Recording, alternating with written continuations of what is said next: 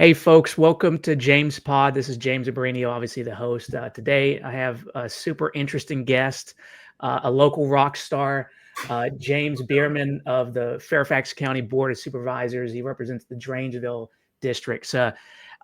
Supervisor Bierman, would you prefer me to call you that, or can I call you Jimmy? You tell me what you prefer. You can call me Jimmy, but don't call me a rock star because, I definitely can't play guitar or anything like that. So, yeah.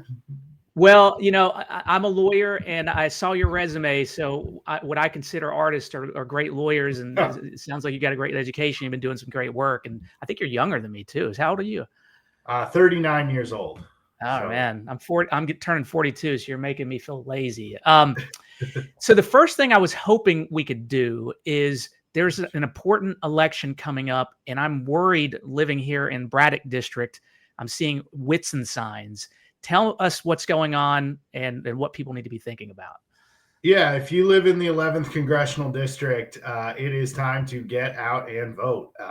First thing, the early voting satellite locations are open for 2 more days. They're open today from 1 to 7, and they are open tomorrow from 9 to 5. And Tuesday, September 9th, is Election Day. And when you get out and vote, you should, in my view, obviously be voting for my colleague, James Walkinshaw. James is the Braddock District Supervisor. He is as well prepared, as smart, as dedicated a public servant as I know. He served as Congressman Connolly's chief of staff for many, many years on the Hill before he decided to run for office himself. And in the Braddock District, he is obviously, in my view, been extremely open to constituent concerns. He has had vision for both his district and beyond. He's tackled big problems. He's come up with big ideas. I mean, literally, when I say he's come up with big ideas, if you go down to the Fairfax County Government Center right now, and you see a building being built in one of the many often empty parking lots at the Government Center, that is an affordable housing opportunity that James pushed. The Fairfax County Government Center is in the Braddock District, seeing that there was a need for housing affordability and attainability and seeing an opportunity. He's that kind of guy. And he's obviously, in my view, the one who's going to stand up to all of the nonsense that's happening across the river with respect to Trump and otherwise. He has talked about 3 things, and I got to tell you, one of those things, as the only lawyer on the Board of Supervisors, is near and dear to my heart. He said, investigate, litigate, mobilize. So he is there to go to Congress to investigate the abuses of the Trump administration, to stand up for federal government workers, to stand up for all of the Fairfax County families that have seen job loss by the chaos coming out of this administration. He is going, supports litigating. The fact is, the courts are not holding the way I would like them to hold. I could go off on an entirely other podcast about the Supreme Court, but litigating has been a way to preserve the rights of employees, to preserve the rights of people who are seeing, terrible cuts, to frankly preserve the rights of Americans. Like, look, these tariffs that have been enacted through emergency powers that are not being enacted in the right way, they were just struck down. James is there. Let's litigate. And then finally, to mobilize. James is going to bring people together here in Fairfax County to stand up to these abuses. So I think he's a no-brainer. I'll only end by saying he's been, in many ways, a mentor to me, in part because you may not think of this when it comes to Congress, because you're thinking of big ideas and you're thinking of that fiery speech or taking on the administration. But James fundamentally understands that public service is about serving the public, and serving the public requires that you frankly get creative and that you are consistently reaching out to the public. Mhm. And what I mean by that is actually a line, and I've told people this a million times with James. James once said to me that the people who are most likely to need my help are often the people least likely to call. Mhm. And that is an approach to public service, an approach to figuring out how you do this job well, that I think is absolutely critical to being a good public servant. You have to figure out how to reach the people who might not even call. And you have to understand that your mission and your remit is a whole lot broader than just the loudest voices in the room. Yeah, and I appreciate that. And I will add just a couple things. Number one, Stuart Whitson. The only thing that you need to know about him is he's the guy that said he agrees with everything Trump has done and is doing. So that should sum it up as far as that's concerned. As far as James, I go, I'm a resident here in Braddock district, and every time, not every time, but a lot of times when we're going out to events being hosted by the county and by him, he's there. He's shaking hands. He's listening to folks. And he's just well respected in the community. So I couldn't, my biggest fear is people just forget because they think it's already in the bag. Don't forget, guys, get out to the voting booth. We cannot accidentally lose this. So absolutely. Of course, I didn't bring you on to just to stump for Walkinshaw. That was an important thing. But I also wanted to talk about you and the public service you've been doing for the community. So first of all, I did want to bring up a little map of our Board of Supervisors districts. You are in Dranesville. So why don't we start with you kind of just talking about your connection and tell us a little about the district, but also your connection to the district. Yeah, so the Dranesville district is McLean, Great Falls, and Herndon. It's one precinct in Schaus Village, which is in Vienna, and it's also some census-designated places with Falls Church addresses, like Pimmit Hills, and like what we jokingly sometimes call the Falls Church portion of McLean. I grew up in McLean. I grew up about 5 minutes from Great Falls Park, right on the edge of McLean and Great Falls. And if you look at that map that you just put up, the district sort of hugs the river all the way over to between the Arlington County line and the Loudoun County line, and then dips down into Herndon. And I grew up where the literally where it says Dranesville is more or less where my parents' house still is, where my dad bought his house in 1975. So this district is home and has been home for the vast majority of my life. I love it here. I think that I live in McLean. McLean's a great place to live. Map, so. Pardon me? Sorry, the interactive map is slowing down the computer, so I'm going to take this off real quick. Yeah, it's an awesome little program, but it's like slowing down the processing speed. So, but so you said you lived right in Dranesville, is what you're saying. Well, I jokingly say to people, Dranesville isn't a place. There's the Dranesville Tavern, and there's like this little tiny thing that says Dranesville on a map. But on that map you were showing where it said the word Dranesville, that's where I grew up. That's where my parents still are. So I ironically, grew up right in the middle of that district. It's one of the bigger districts by area in the county. And it's a very diverse district. I mean, it's McLean's different than Great Falls is different than Herndon. A large part of the district is on well water. I actually grew up on well water. A large part of the district, obviously, is on Fairfax water. You have areas like Great Falls, which are generally zoned semi-rural, and Great Falls has one road running through it, Georgetown Pike, which is a historic scenic byway.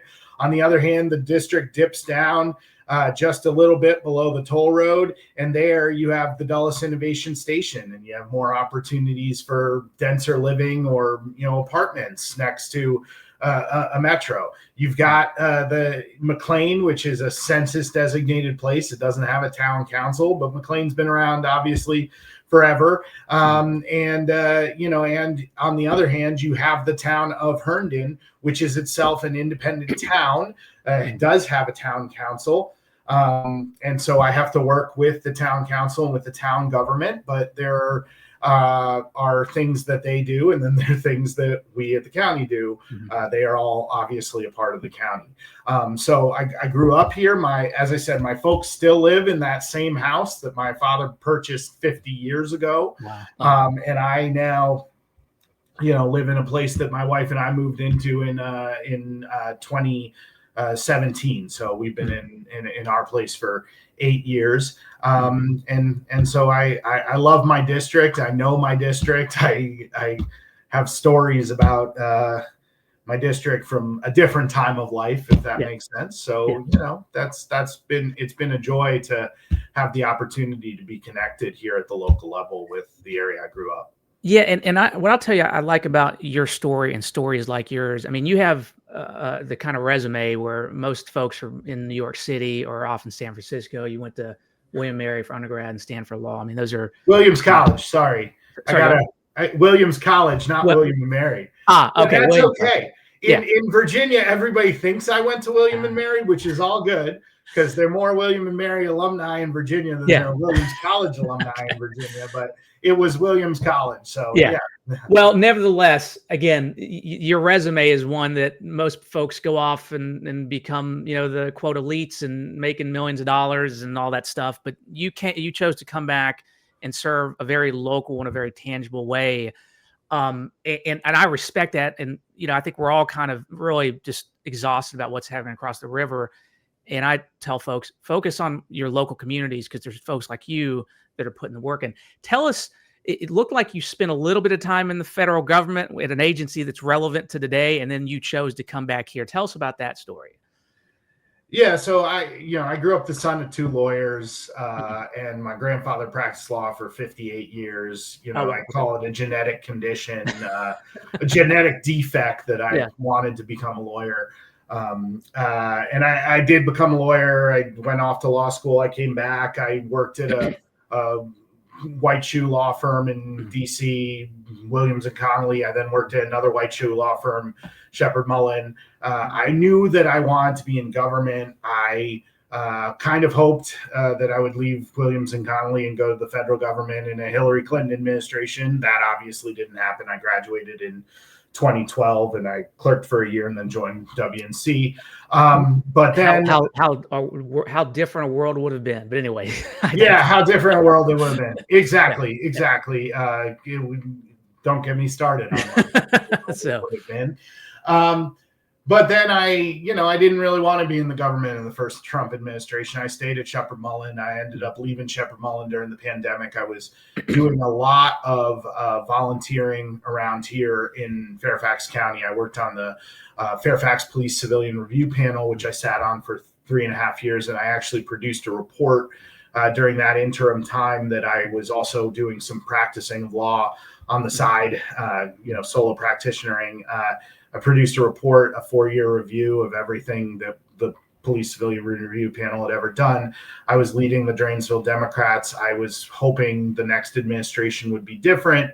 And during that time, I was really getting to know local politics and getting to know my predecessor, John Faust. It's actually John Faust's birthday today. So happy birthday to you, Supervisor Faust. Yeah, I need to call him on the way back to the office. But I got to know him and I got to start seeing, the local level was really an opportunity to play a big role. And then I ended up in the Biden administration, a civil service job at the Department of Homeland Security, practicing administrative law. And my job at the Department of Homeland Security, I have to assume basically doesn't exist anymore.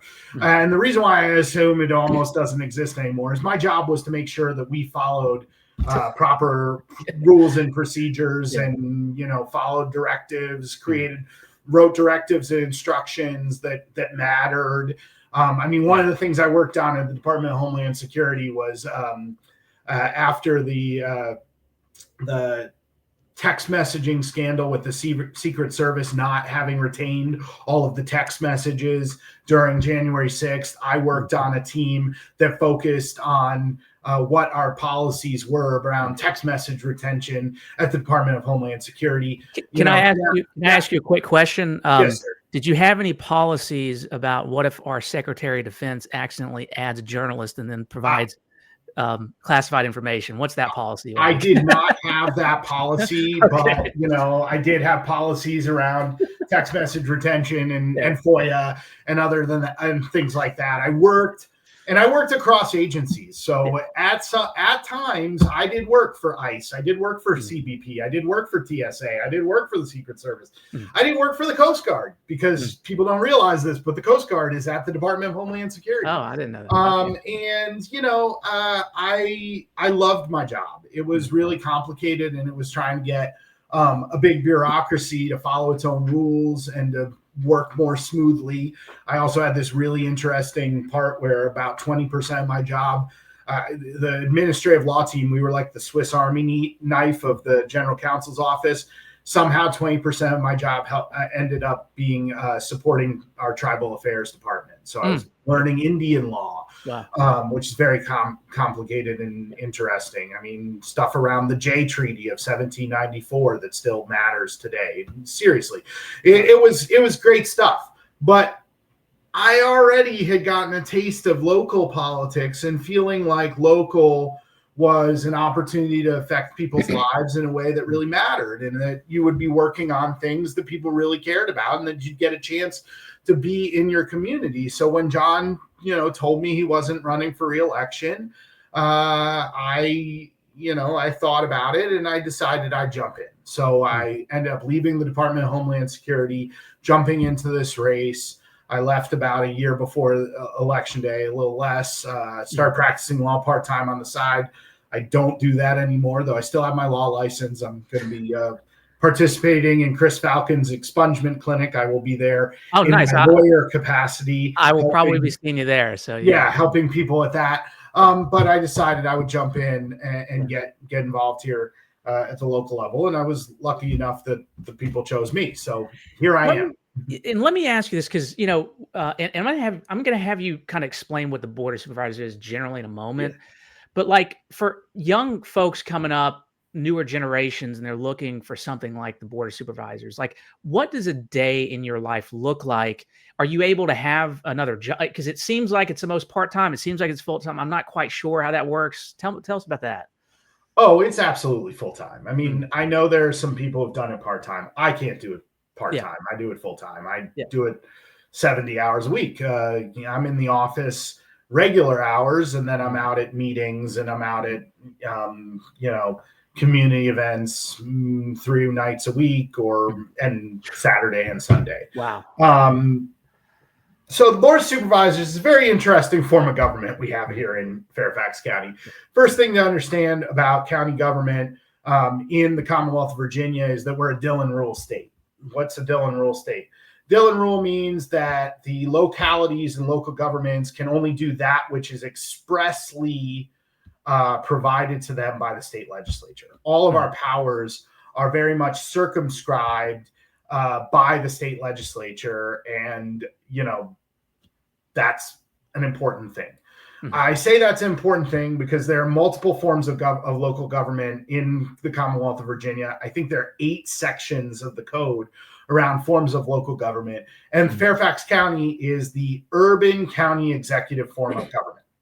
Urban county, not really, but that's the name of the Fairfax County form of government. And that section of the code is different than the county executive form of government, than I think the county board form of government, than the independent city form of government. So what does that mean? Here in Fairfax County, that means we have a board of 10. The chairman, Jeff McKay, runs at large. The rest of the 9 of us run in individual supervisor districts, magisterial districts. And we sit on a county board. The county board itself, you could think of it like your city council. But what's interesting here is we don't have a mayor. So we don't have either a member of the county board who's elected as mayor, as sometimes happens in other jurisdictions where the board itself will elect the mayor. You don't have a mayor who's elected at large. The chairman is not the mayor. Instead, the county's day-to-day operations are actually run by a county executive and deputy county executives who report directly to the board. The county executive reports directly to the board. The county attorney reports directly to the board. And how are they appointed? They are appointed by the board itself. And we oversee them. We also have other divisions of labor in the county. So for instance, we have an elected school board. We don't have an appointed school board. We used to have an appointed school board. We don't anymore. Your school board is elected directly by the people. They happen to have 12 seats. So it's 9 magisterial districts and 3 at-large seats. Notably, they actually elect their chair 2 terms. So the chair of the school board is not going to be there for 4 years like Jeff McKay is. It's going to be the chair is going to be elected for a year or 2 years, what have you, each year by the school board. And what happens is the school board handles the day-to-day operations of the schools. We basically write them a check every year. We also have in the county, we have 3 other what are called constitutional officers. That would be your your Commonwealth's attorney, which is Steve Toscano here in Fairfax County, who prosecutes crimes. So it's technically my police department under the county, under the Board of Supervisors and Deputy County Executive and the county executive that will go out and arrest someone, but it's up to the Commonwealth's attorney to decide to prosecute a crime. Secondly, the sheriff is a constitutional officer. So the sheriff, what's the difference between the sheriff and the police department? Well, the sheriff's office is handling your jails and handling civil process and handling your courthouse safety and things like that. That's Stacy Kincaid. She's elected at large. And then you've got the clerk of the court, Chris Falcon, who basically runs the court system along with the chief judge, who's not elected, runs the court system and has an 8-year term, which I always give him a hard time about because I love an 8-year term. This 4-year term is, man, I gotta start thinking already about it. But this is the structure of the county government. But what's really also kind of interesting. Can I stop you for a second? I've got to say that is the most comprehensive discussion of the structure of Fairfax County that I've ever heard in my life. And I'm probably going to clip that part and just say, everybody, 101, here's a clip. Here's a quick learning session. So, so I had to give it. I did a town hall in Great Falls this summer. And one of the sort of pre-questions was, tell me about the structure of Fairfax County government. And I did this big presentation about it then, and people really liked it. So I just did a town hall in McLean on Tuesday, and I did the same thing because people just don't know. And then, so there's actually a little more to it to some degree, because then what's interesting, again, I said we didn't have a mayor and that we don't have executive functions, but you could argue that we kind of have quasi-executive functions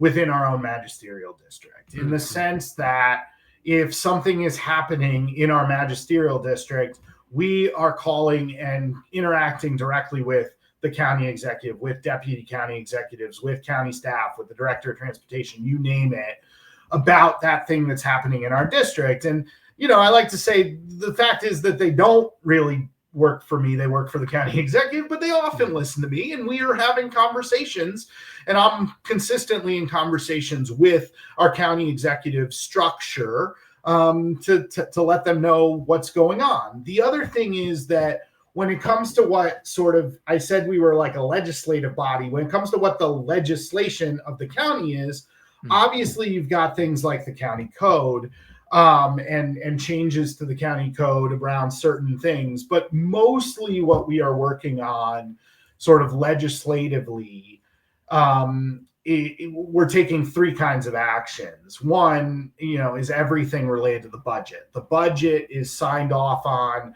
and voted on by the Board of Supervisors. The budget starts as a proposal from the county executive that is developed with county agencies, but not only are we consistently in contact with those county agencies throughout the year, but during that budgetary process, we're figuring out and tinkering at edges of the budget.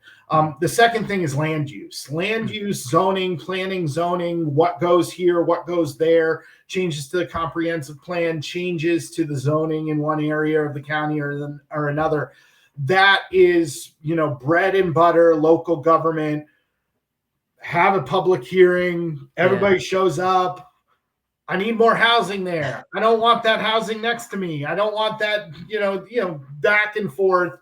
And then the supervisors voting on whether to advance a plan. And to some degree, that's kind of why we would truly have that quasi-executive function, because we do generally defer to some of the expertise of the people who are closer to the development. It's going to take something big for me to say you can't do that in the Sully district if Kathy Smith wants to do it. She's the Sully district supervisor. And then I guess the third thing that we're often doing at board meetings, and that's important with respect to sort of that legislative function, is that we have things called board matters. And what board matters are they are an opportunity for us to all vote on. A lot of them are very sort of milquetoast or proclamations. Let's do a board matter, proclaiming this is Americans with Disabilities Month, and somebody will bring a board matter, we'll all vote on it, or Lyme Awareness Month, what have you. And a lot of that's really non-controversial. But sometimes the board matters are, we're going to bring a board matter that's going to direct staff to provide us with information. And so our board meetings are, it's not necessarily must-see TV. The morning is in some ways more fun. That's where we're doing proclamations. We're bringing some people in from the county. We're celebrating things that are going on at the county. It's where we have board matters. But arguably the must-see TV, and I know everybody is wondering where you get Channel 16. It's your local cable provider. You can watch all of our board meetings and committee meetings, are the committee meetings, because that's where, we've asked the housing committee to bring us information about how our affordable dwelling unit program, our affordable housing program, where we're seeking to build 10,000 units of affordable housing by 2034. If you want to get an update on where we're at in September of 2025, it'd be a housing committee presentation. Actually, I think that update was in July of 2025. You can probably watch it on demand. Those committee meetings are where we're discussing and getting into the nitty-gritty of what's happening at the county. But often that will start with a board matter brought at a board meeting. Sometimes it doesn't, sometimes it does, but that's sort of your bread and butter, what board matters are, as sort of one of the three components of your main board meeting. So and again, one of the most comprehensive discussions of what the board actually does as well. I did want to stop and remind people, obviously you're not here is in your official capacity. You're here in your personal capacity. Though I know you hold town halls, and I wanted to bring something up because I thought it was awesome marketing for the town halls. It looks like you held a town hall on September 2nd and had a little Taylor Swift meme over here that I love. We hadn't done a Taylor Swift meme for 3 days since the engagement announcement. And then we had to, because every politician in America must do a Taylor Swift meme. It's kind of a requirement if you want. Well, I'm looking for the day when I'm campaigning for doing door knocks for her presidential campaign. So it might happen. But and before we go on there, talk about your town hall, your own town halls. Tell us what you're seeing there. When are they happening, and what should folks expect if they're going to them, and what you learn from them? Yeah, so every year we do town halls around the budget. That is a standard thing. I did 2 town halls around the budget this year. I was asked by the Great Falls Citizens Association to do a town hall in July. And I was given a lot of sort of pre-questions from them. That's actually kind of how I developed my explanation of who does what. I haven't even gotten into the fact that VDOT owns our roads, essentially, and everything you want to do on the roads, we have to go through VDOT. That's a whole other can of worms. But I decided that it was a useful experience. So I said I'd do 3 town halls in the fall. One was September 2nd in McLean. I'm doing another one on October 8th in Herndon, and I'm doing another one in Great Falls on November 13th. Town halls aren't the only way I interact with people. I mean, obviously, I go to HOA meetings. I mentioned earlier that there's that little part of the district that comes south of Route 7 and has Vienna addresses, Schaus. I'm going to the Schaus HOA in 2 weeks. HO, like housing? Yes. Like, you go to HOA meetings? Oh, I go to a ton of HOA meetings. If you have an HOA and you want me to come to your meeting, I will come to your meeting, and I will talk to you. I've been in contact yesterday. I was in contact with an HOA. I talk to HOAs. I talk to citizen groups. I talk to everybody. So if anybody is watching this and is on a HOA, reach out. I will also tell you that I hate you. So HOA meetings it's a joke, obviously, but it's we've all had our experiences with HOAs. We have all had our experiences with HOAs. I will talk to any group that invites me. And so what have I been hearing at some of these town halls? My latest town hall in McLean, I would say these town halls are always a little bit challenging because most of the people come to them, or a bunch of people come to them. They come to them because they're not really happy about something. Sure. That's okay. Nobody comes and just talks about how great you are. Right. If you're not happy, you should be reaching out to us, and we should be trying to figure it out. Sure.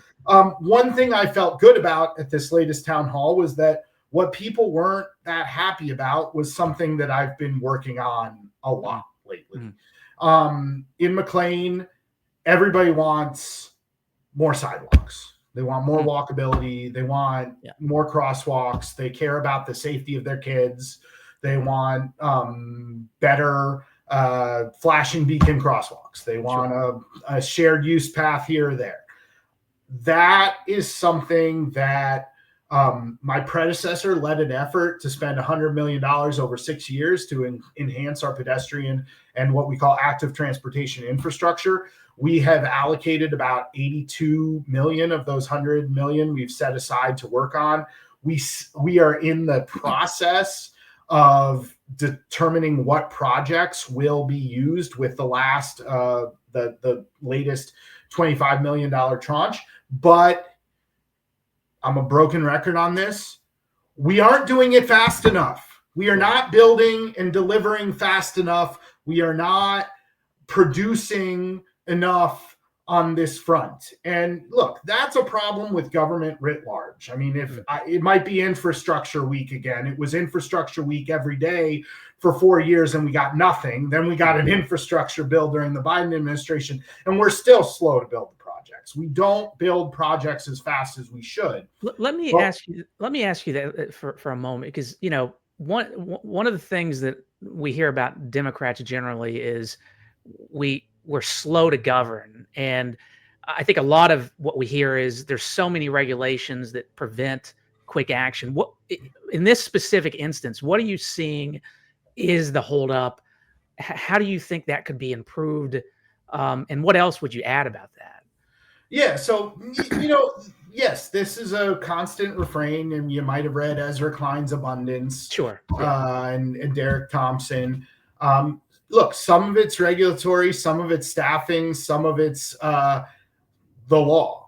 So let me go through each of those. So first thing, building a sidewalk is a lot more complicated than anybody thinks, because they think, oh, there's a plot of land and I want a sidewalk there. And you just like slap down some concrete and you're done with it. But what you don't realize is that the area on the side of a road has been designed in a specific way. And that specific way includes runoff from stormwater going into a stormwater ditch. And you've got an issue there, because if you alter the road, it can mess with your stormwater runoff in a way that is problematic.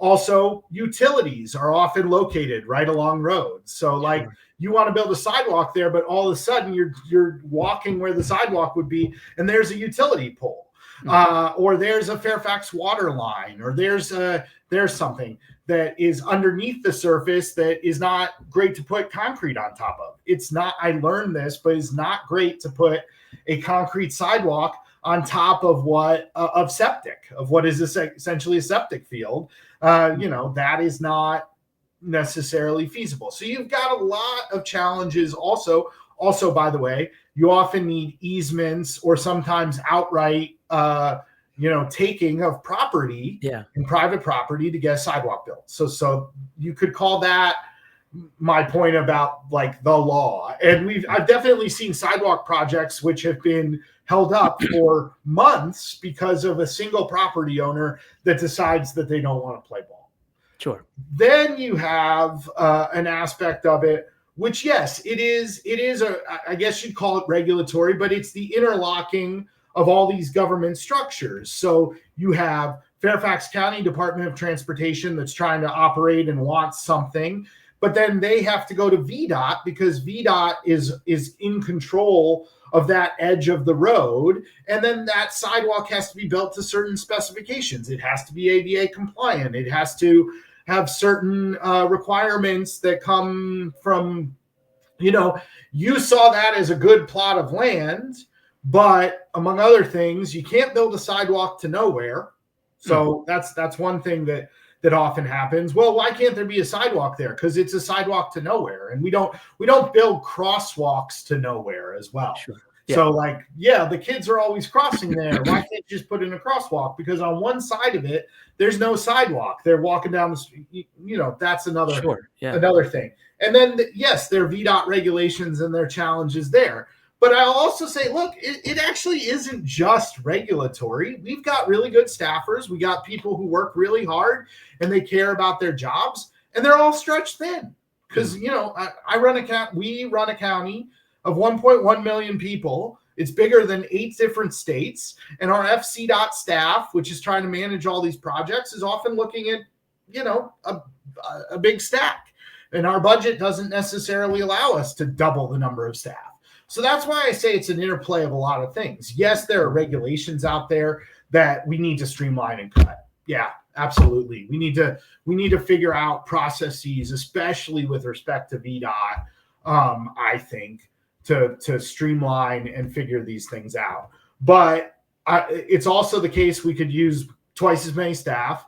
And it's also the case that when you start cutting out some of those regulations or this or that, you still fundamentally have to deal with utilities that aren't necessarily inclined to move their utility lines, or they do it on their own schedule. You still have to deal with an individual landowner who says, I don't think anybody needs the sidewalk, even though I've got 31 landowners along the street that do want the sidewalk.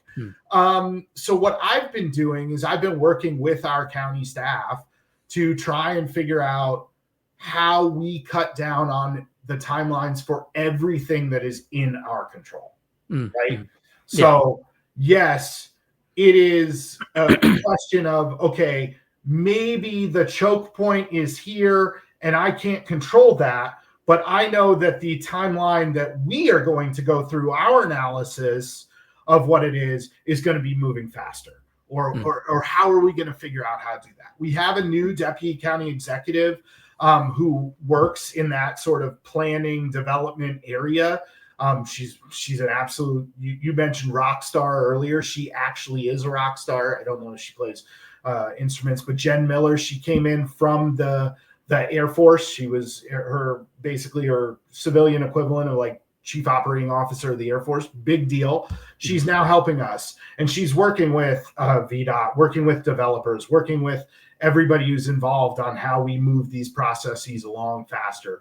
Because it also has to do, with things like sidewalk infrastructure, with other infrastructure, developers and development play a big role, because that's how you got sidewalks in your neighborhood in the first place. Yeah. If you live in a neighborhood right now with sidewalks and it's a subdivision in the suburbs, it was built by the person who developed the neighborhood, right? Sure. And that's actually the other challenge that we have with some of this, which is reverse engineering for the next generation, something that was built for the prior generation. Sure. So, I've got neighborhoods in McLean, and this is a good one.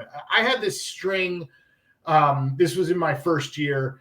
A couple Boy Scout troops were getting their merit badges on citizenship in the community. And I had this string of, I think it was 6 kids under the age of 16 who came to meet with me for their merit badges. And every single one of them Boy Scouts, Girl Scouts wanted more pedestrian infrastructure and walkability. They were like, I had this kid who came in. He lives in a neighborhood near Langley High School. Great neighborhood, great houses, pretty. Neighborhood doesn't have enough sidewalks. And he didn't understand why that neighborhood didn't have sidewalks and why, for instance, he could never walk from that neighborhood, 2 miles down the road. There's no way to walk to downtown McLean. Sure. And I remember explaining to him, and his mom was there. I said, look, when this neighborhood was built years ago, it was built just off the Beltway and the GW Parkway. It was built mainly for people moving in where they were typically one-income households. It was, let's be honest, it was the dad gets in his car in the morning, drives to DC to go to work. The moms handle the kids in the neighborhood. At the end of the day, if you really want to go out for ice cream, you pile into the station wagon and you drive somewhere because traffic isn't nearly as bad.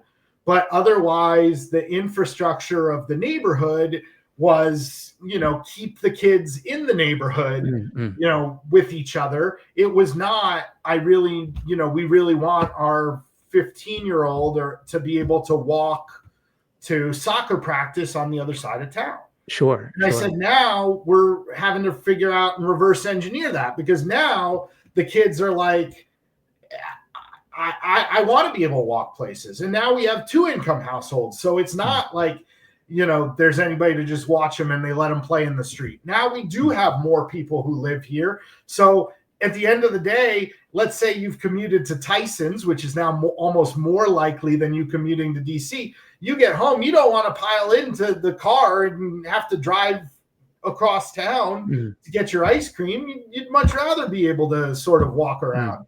And so now the question is, how do you sort of reverse engineer some of that?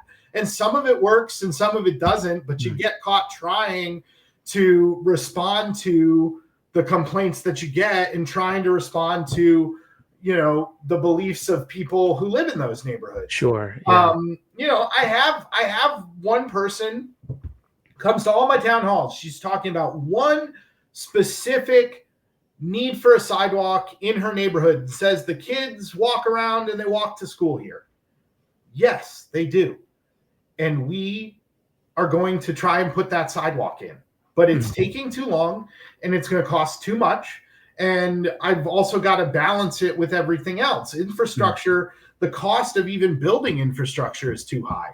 But again, that's where I'm working on, okay, but how do we deliver faster? Because if you deliver faster, then you're not going to see inflation on your projects. Then you're not going to see cost overruns. Then you're not going to, you're going to be able to get more out of it. So at this last town hall, I talked about some issues that,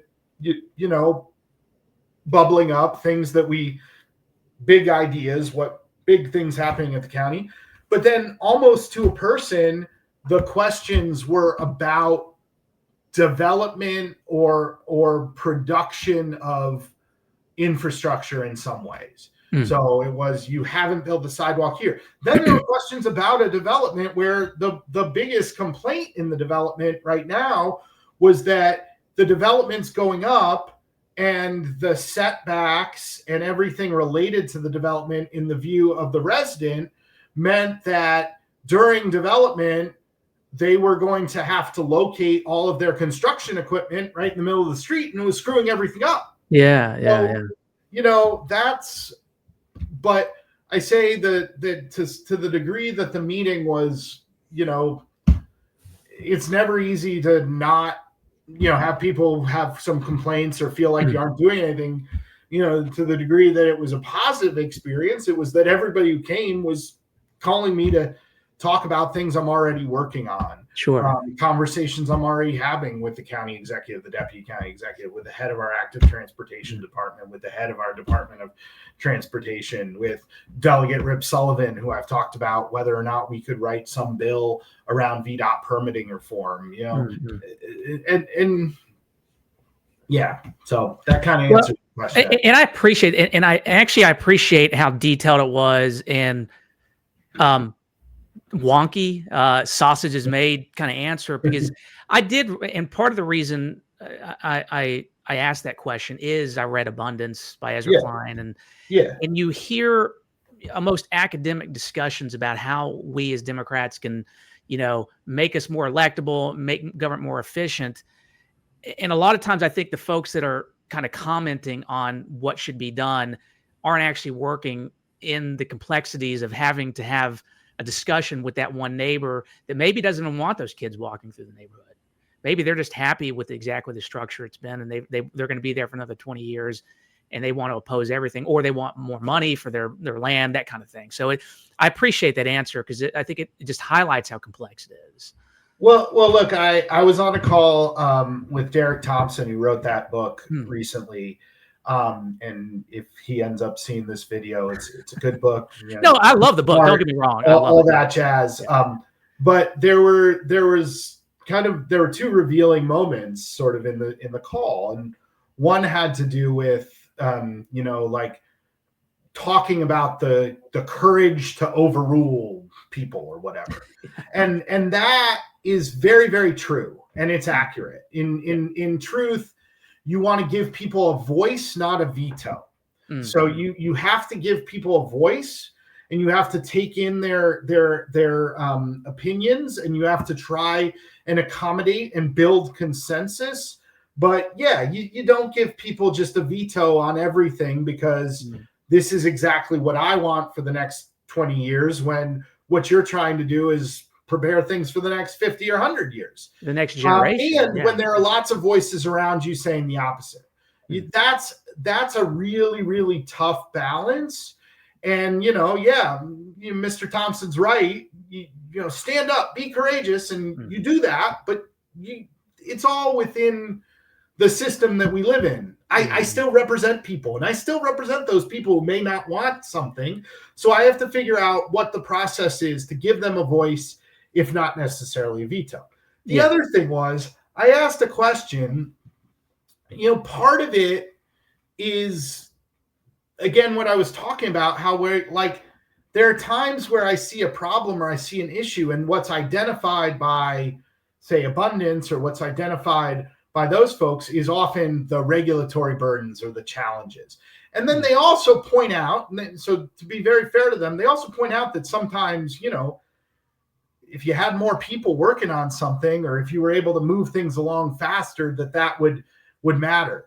But what I asked them one question about was, okay, so, I'm all for moving faster, but how do I change the culture of government to get the people who are there moving faster on this or that? How do I empower the employee to be a little bit more creative, or, feel like they can move a project along at a different speed than the speed that they've, figured out, throughout the rest of their career, or then the regular bureaucracy is happening. And his answer was kind of, well, you should hire people who work fast. Yeah.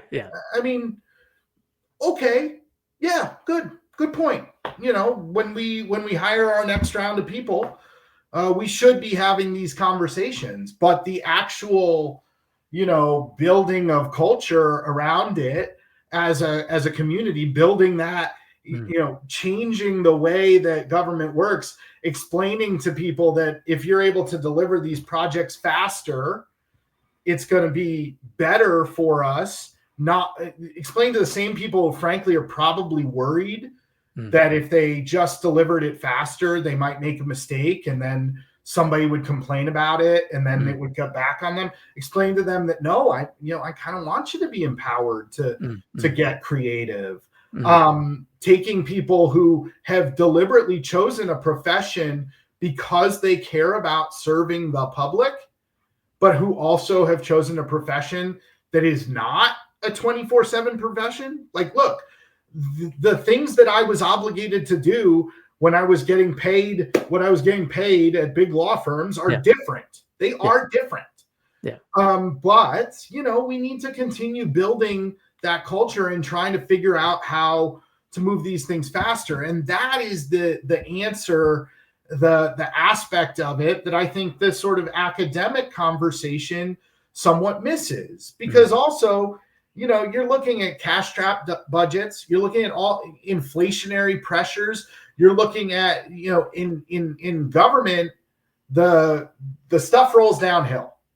So when we're looking at problems with federal government cuts, that's rolling downhill. That's affecting our budgets. Sure. Yeah. So, you know, we're trying to do the idea you can do more with less is just a BS idea that people like to talk about. You typically do less with less, but the idea that, you know, we're already in a position where we're doing less with less, and how do we get that less with less to still move faster, even if we identify a few regulatory burdens? That's the secret sauce. That's the psychology. That's the team building that the academics, in my view, don't quite have a handle on.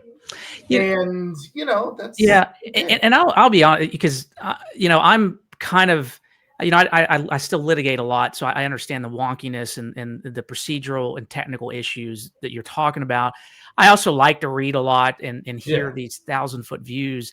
So when I see a book like Abundance, I'm thinking, you know, in a lot of ways, that book is almost meant to set the culture for the next generation, rather than expecting it to happen real time just because you read a passage and all of a sudden you can just change things. So I did not mean to, you know, be too negative about the book. I appreciate it. I'm not negative. I'm not negative about the book at all, really. I'm not negative about the idea. I'm not negative about the concept. What I'm simply trying to point out is that the concept is complicated. Yeah. And, you know, when you try to solve for these things, also, there are certain perceptions and certain thoughts about what government is, or what it's good at, or what it's not good at, you know, you name it, that sometimes miss needs as well. And, you know, I think one of the needs is that oftentimes the perception is, well, it's all too much bureaucracy. But that does not answer the question of, well, I've got a bureaucrat, a good bureaucrat, who's sitting on this many projects on stormwater, or this many projects on sidewalks, and who has to sift through all of them and has to get through all of them. And if I had them sitting on this many projects, maybe we would get through it faster. No, and I appreciate that. And so I'm looking at our counting. We're getting close to an hour. I could spend 4 hours with you, probably more. I definitely want to talk with you about an issue you brought up on our kind of pre-call. Tell me, do you have a few minutes left? What's your time looking like? Okay. So you pointed out an issue with the Secretary of Commerce. And what I wanted to do, give me just a second. First of all, I saw your video, and I was hoping it wouldn't take too much time to actually project that and play it real quick, because I thought what you added, your discussion was important. So give me just a second. I'm going to add this, and I'm just going to play this real quick. So. And thank you, Mr. Chairman, for bringing this board matter, which is, I think, absolutely necessary right now. We are facing lots of big challenges in this county because of things that are happening across the river, because we don't have the partnership in Richmond that we deserve. And we need to be proactive in what we are doing. And this board matter makes clear that we are being proactive. Now, that being said, it feels a little bit like Groundhog Day. I look back at the tape. I was literally wearing this exact same tie when on March 4th, I sat here and I pleaded with Governor Youngkin to show some leadership. I asked, I hope he does rise to the occasion. I said, I think he can. And when he does, I'll be the first one clapping in the front row. How naive I was. How naive I was. I thought he would actually stand up for his constituents and stand up for people in Virginia. And instead, as has happened, in case you missed some of the news stories that were referenced by Chairman McKay, instead we get letters like this one or this one from the Secretary of Commerce, where literally every single line in here is nonsense. We do not have to pretend that anyone is acting in good faith if they are sending out and putting out nonsense claiming that we here in Fairfax County need to get off the sidelines to try and get private business investment in your locality. I mean, on what planet has the Secretary of Commerce been spending most of his time? Because certainly not the planet in which Virginia is looking at 7 straight months in which unemployment has risen under his watch. Under his watch. I'm tired of it. And I'm not going to play the whole clip because I'll link that to the show notes. Folks can watch the whole clip. But I'm going to have you set the stage about what's going on there. But before we begin, and I'm going to in a moment project a letter from the Secretary of the Commonwealth. I just want folks to be reminded of a little bit of backstory of the Secretary of Commonwealth, Juan Pablo Segura. Yes. He was a candidate out and lauded against Russet Perry, who ended up beating him. He is kind of a wannabe mini Trumpster. I mean, I think, and I'm not having you characterize him that. I'm characterizing him as that. My recollection is his fame to claim was he started a donut shop in D.C. And part of it was from like family money, and then he kind of got into politics and all that stuff. And then I think ultimately he went into I'm going to leave it at that. There was other things that, but so I just want people to understand who the Secretary of the Commonwealth is. So that being said, tell us about what's going on. Secretary of Commerce. Secretary of Commonwealth. Commerce. Secretary of Commerce. Yeah, the Secretary of the Commonwealth is a different position. Sure. I misspoke. But so set it to stage. And I also wanted to show folks how animated you were, because you come across as very academic, but you can get to it as well. So I appreciate that. So, I mean, look, so over the summer, I mean, the Doge cuts, but it's not just Doge, by the way, it's everything else. The pocket rescissions, everything that's going on with the federal government is absolutely hammering Fairfax County. And some of this is delayed in the sense that, the fork in the road folks, for instance, are getting paid till the end of September. But the storms are here and the storms are coming, and it's pretty obvious what's happening here. And, the worst part about it is it's doing absolutely nothing for government efficiency. It's not actually also saving all that much money, because the personnel costs of the federal government are lower. So you're not saving that much money by firing a bunch of people, and yet you're reducing services. There, you've got the federal government now figuring out that it fired too many people in certain respects and trying to hire everybody back. I mean, you had nuclear scientists who, get fired and then get hired back. And you have, honestly, Virginians and Fairfax County residents who are being treated like dirt. People who have come to me and have come talk to people talking about, for instance, how they try to call up their agency to get paperwork so that they can apply for unemployment benefits, and nobody's at their agency there to talk and to help. And so a storm is coming to Fairfax County, and we're doing our best to weather the storm. And that storm, by the way, isn't just federal government workers. It's all of the infrastructure around the federal government. I've talked to lots of federal government contractors who have told me that they've had to lay people off. I talked to the general counsel at a massive federal government contractor who himself had to lay off, 25% of his lawyer staff. Sure. So, this is coming.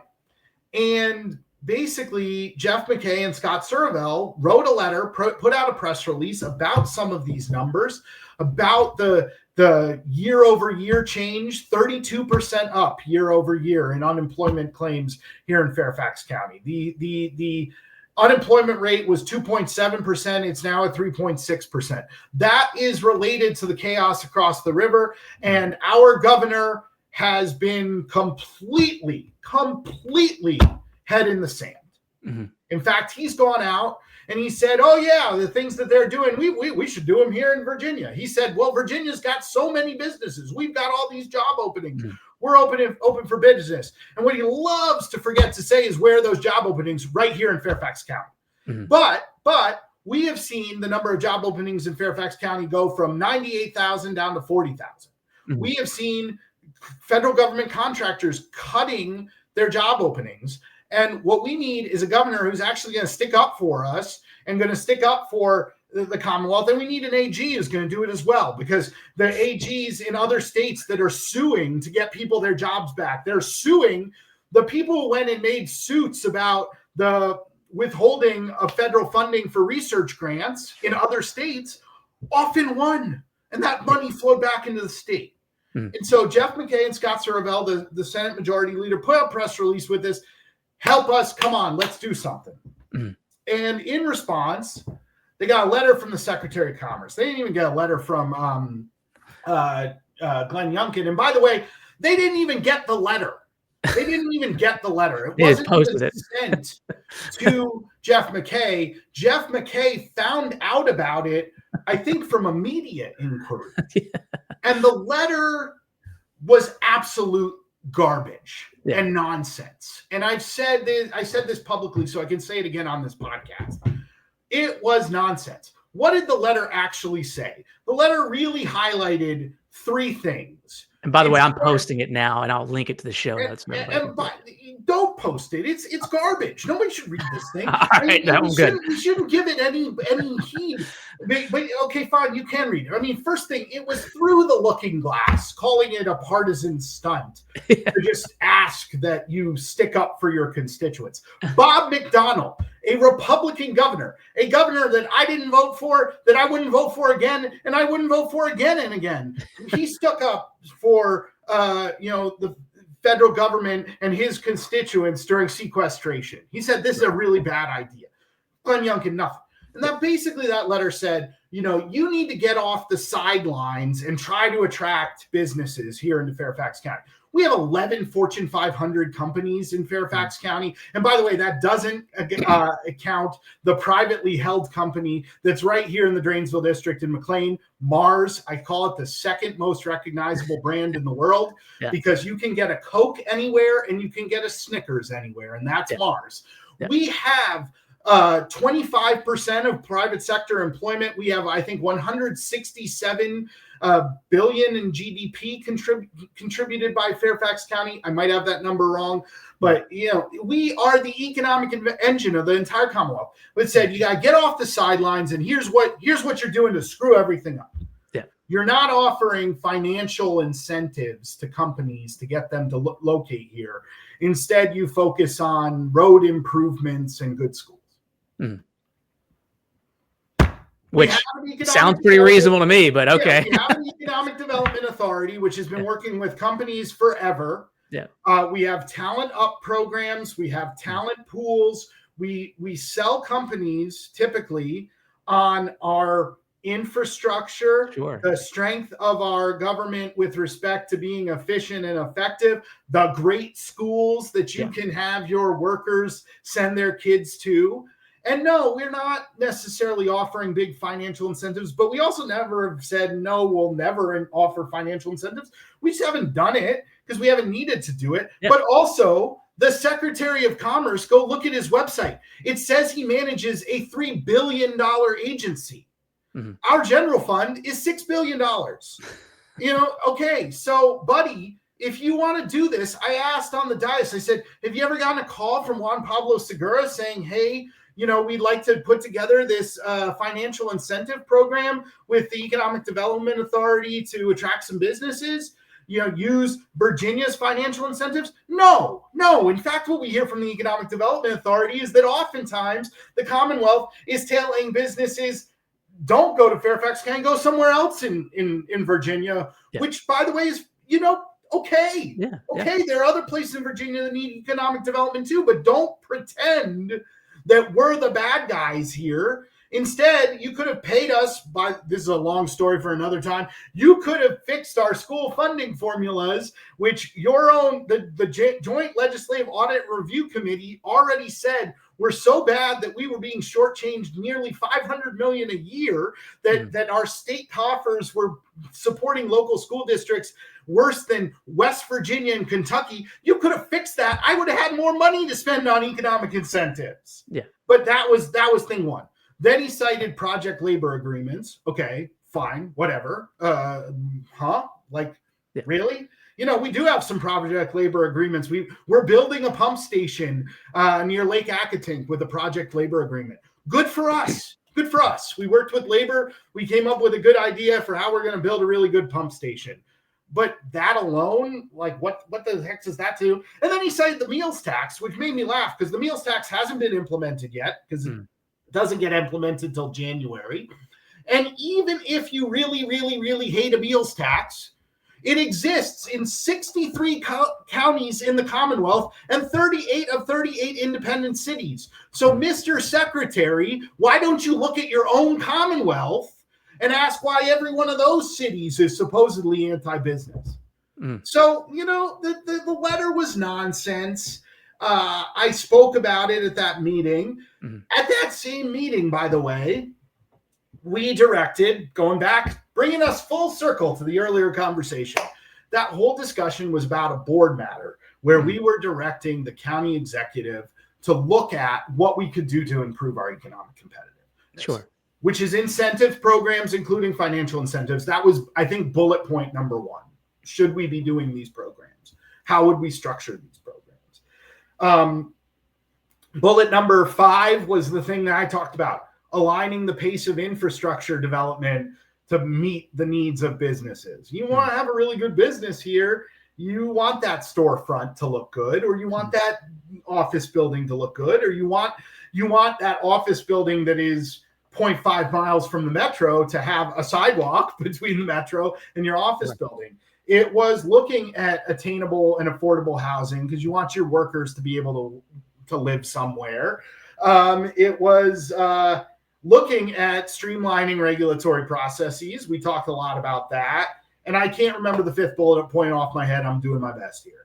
But you're doing pretty good. The whole point is, if you want to do business in Fairfax County, we are open for business. Sure. We, call one of the members of the Board of Supervisors if you have an interest in business in their district. I've got an office building. It's not mine. It's owned by the private sector. It's not mine. There's an office building near the Dulles Innovation Station with a sign on it that says 100,000 square feet for lease. If you want to understand and know why locating your business at the Dulles Innovation Station is a good idea, because, by the way, it's a great idea. It's a great place to have a business. You've got metro connectivity. You've got physical infrastructure in that area. You're just outside the town of Herndon. You've got good schools. Call me.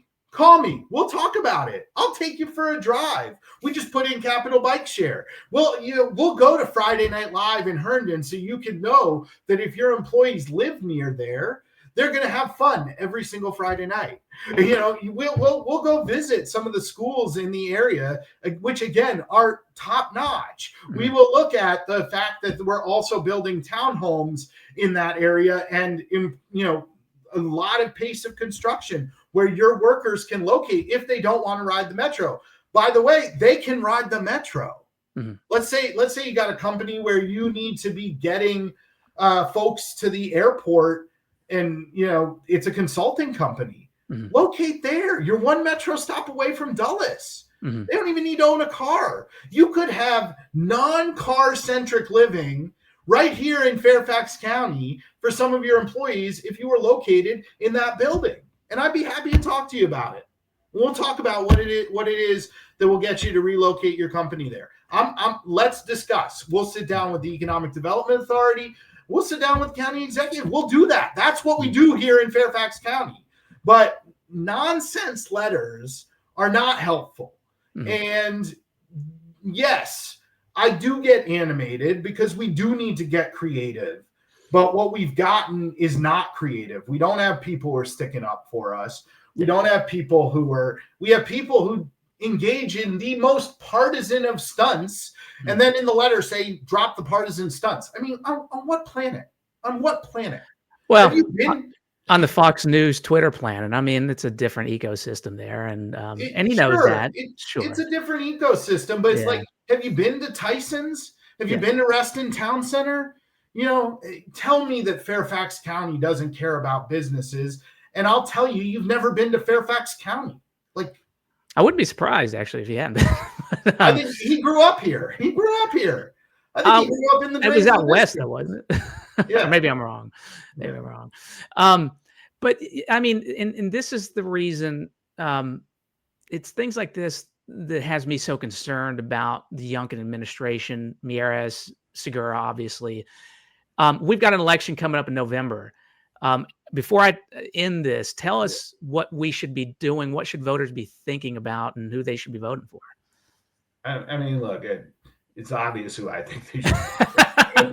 I think you should be voting for Abigail Spanberger. I think that Abigail Spanberger is somebody who knows how to get it done. She's gotten it done, frankly, across the aisle. That may not be the most popular, first line of defense, first line for a lot of people. But, this is somebody who went and was effective in both the Trump administration and she was in Congress during the Trump administration and during the Biden administration. She's somebody who works with people and is solution oriented. And we need creativity and solution oriented people at the top of this state, but who, by the way, will stick up for us. I mean, go look at the press releases recently about the offshore wind project that just got canceled. Youngkin should be out of his mind angry about that. Yeah. That is jobs for Virginians. And it was a $39 million grant that, they tried to cancel something down at the Port of Virginia, which luckily had already been built. So, they couldn't cancel it after that. But, you need somebody who is going to stick up for federal workers, who herself was a federal postal worker, postal investigator or a CIA agent. She's going to stick up for him. And frankly, somebody who's got 3 kids in our public schools and is going to focus on investment and money into our public schools. Ghazala Hashmi, our state's, she's a state senator.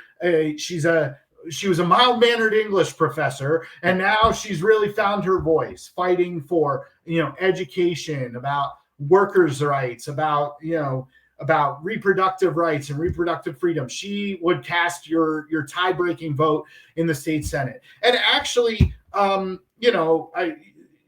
got to be careful how I say it. The most important race, and in some ways, one of the most important races is the AG race. Of course. Jay Jones is going to join these lawsuits that benefit blue states. Jay Jones is going to sue the dickens out of the Trump administration when they do things that violate the rule of law. Jay Jones, Miares says, well, I'm a prosecutor. He wasn't a prosecutor. Yeah, the AG, most of what the AG is doing is on the civil side. Sure, yeah. That's the vast majority of it. But by the way, Jay Jones, go listen to him talk about public safety. Listen to him talk about investments in public safety, community policing, things like that. The guy cares deeply about keeping us safe, and he cares keeping about our community safe, but also us safe from a reckless Trump administration that is doing its best to try and crash our economy. So, I think each of these races is really important. I think it's really important that we build upon our majority in the House of Delegates. It's going to be a rough 3 years. So you want someone at the helm who's going to have your back. And I believe that Abigail Spanberger is that person. The last time I saw Abigail and had a conversation with her, it was kind of funny because I was at an event and I knew I had like 30 seconds to say hello. I mean, she knows who I am, but whatever. So I walked up to her and I was like, Rip Sullivan and I are going to write a bill to work on VDOT permitting reform so that we can build more housing faster. Thanks. And she was like, oh, permitting reform to build housing faster? Okay. I was like, that's what you do. Yeah. I'm not shy, so I go up to these people who are at the top of the food chain, and I let them know, as fast as I can. It's like when you go knock on people's doors, you say you got the first 15 seconds to get it in there, which is kind of funny because as I see this recording going, I know that I just blab and talk for way too long and can't cut the nice clips for social media. They're all too long. But I think so. There is an election in September. Yes. If you live in the 11th Congressional District, go vote for James Walkinshaw. Vote for him early today or tomorrow. Vote for him on Tuesday if you haven't gotten the polls yet. And then, we're looking forward to November and hopefully doing something big with respect to getting us a governor who will stick up for us and be more on our side. Right now, I don't think we've gotten anything out of the governor. They didn't even put the FBI in Virginia. I mean, we did all this, Youngkin bent over backwards to give fealty to Trump, and the FBI is staying in D.C. Come on. And I will say for the early voting, I will be at Lake Braddock tomorrow morning for Walkinshaw. And just going back, because Miera's, the AG's race for me is kind of the most important. I keep hearing about what a great prosecutor he is and the top cop. And I would just urge folks, since he became our AG, to look at the local cases that he took over to prosecute, very politically motivated cases. Right. And he lost the vast majority of them as a prosecutor. Right. It's honestly, it's even worse than that, because as you pointed out, he took over local cases. Yes. Like the local prosecutions are done by your Commonwealth's attorneys that you elect directly at your local level. That is typically how it works. Yes. The vast majority of stuff that the AG is doing is interpreting state law. It's defending state law, by the way, in courts when, or not defending, or choosing not to defend. Or choosing not to defend, but it is more or less primarily a civil side thing. Yeah. And so you got to know what the race is and what it isn't. And Jay Jones is a really bright guy.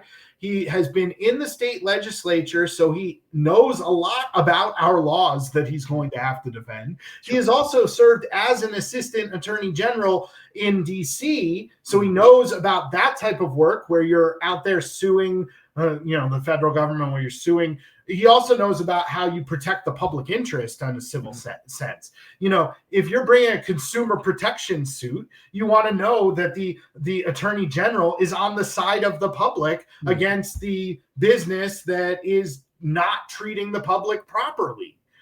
That's Jay Jones. He has that judgment. He has that moxie. He has that skill. And that's why we need to make him the next AG. Yeah. Well, look, I appreciate it. For every guest that comes on, I always tell them, if you ever have an issue that you want to get, my 10 viewers watching and want to have them learn about, feel free to always reach out. I consider myself a friend of what you're doing. Out of all the folks that I've had on, and they've all been great, I will say that this has been the wonkiest, but also the most enjoyable, because it's really good to see somebody that's obviously dedicated at such a local level. I mean, Board of Supervisors position is a big position for Fairfax County, but it is a very local job. And you're talking to voters about very local issues, about sidewalks, and it's just the thing that I really respect, because it's easy to try to get on CNN and all these big time shows. It's another thing to go to the local event and hear somebody talk about their sidewalk. And I think that's what we need right now. So I appreciate your service, Supervisor. Thank you. All right. Thanks so much for having me on. Of course. You're always welcome. Okay. Okay. Talk soon, James.